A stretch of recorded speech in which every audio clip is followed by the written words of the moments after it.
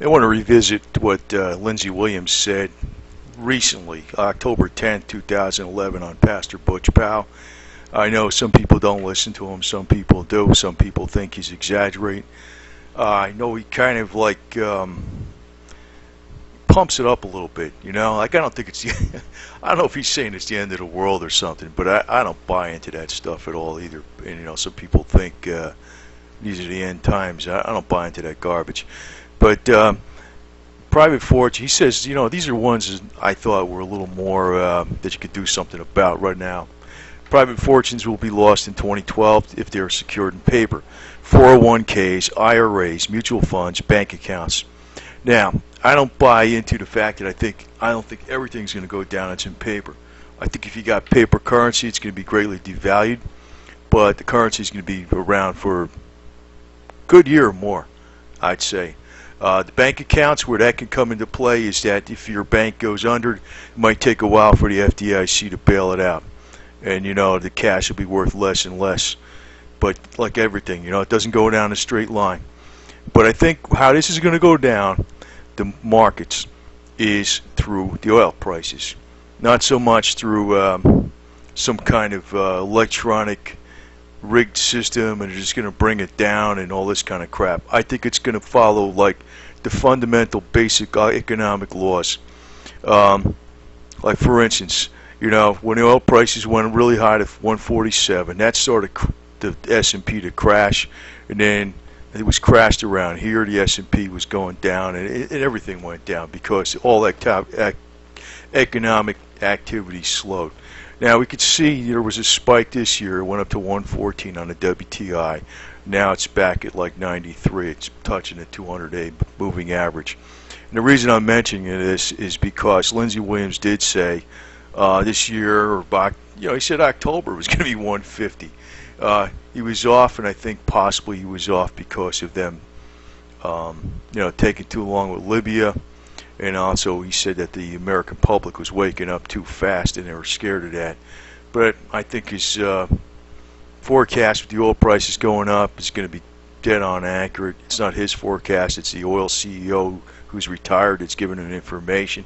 But I think it's going to be dead on accurate, and that's how it fits in with this bringing down the markets, because all that economic activity is pretty much dependent upon crude oil, whether you transport it, you produce it, you know, electricity, even and food. Of course, food will be extremely expensive, and a good portion of our crude oil goes into production of food. Debt is the method to bring about collapse. I mean, that's a no-brainer. You hear all these people talking about this left and right, and you know, no kidding, it's deliberate. And that's what he's saying, it's deliberate, but I can figure it's deliberate. The global debt is, you know, it's actually the public debt, and this is a kind of an old thing off of Wikipedia I took out of a spreadsheet. Japan actually has the highest public debt to gross domestic product of anybody, percentage-wise. It's over twice. The USA is at, well, according to this, it's 93%, but basically now it's 100%. It was 99.9 like last week. You know, it's 100%. So it's, but this is deliberate. You're not going to change this. So, you know, another thing Lindsey Williams is saying is your protection is through silver and gold, physical silver and gold, maybe the Sprott Fund too, because he actually has the physical silver and gold. I don't know if it could be confiscated somehow or anything, but you know what? The PSOV and the physical run by Eric Sprott.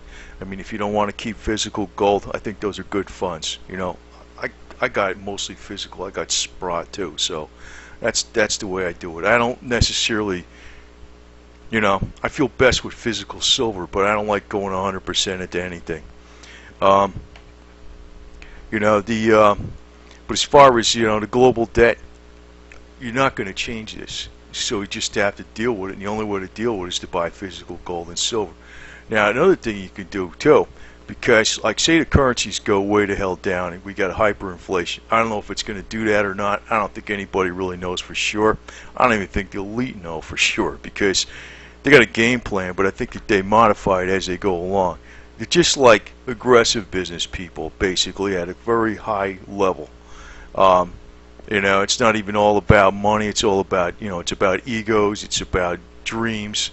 You know, it's about a lot of different things, you know, that these people might believe in. And I know there's a lot of conflict. Lindsey Williams says that, but I can figure there is, you know, different ideologies.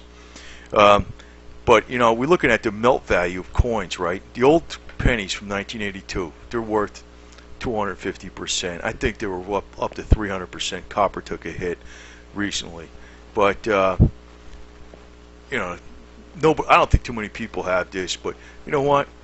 It's probably smart to just keep nickels on hand, because right now they're about 110%. The melt value is about 110% of the 5 cents of the nickel. So it's, you know, it's a half a penny more.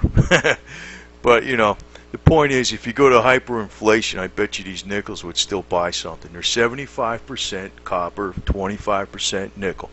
And just for a little tidbit, nickel, half the world's nickel production goes into stainless steel, approximately half. So it's a vital element, and copper is like a very vital element too.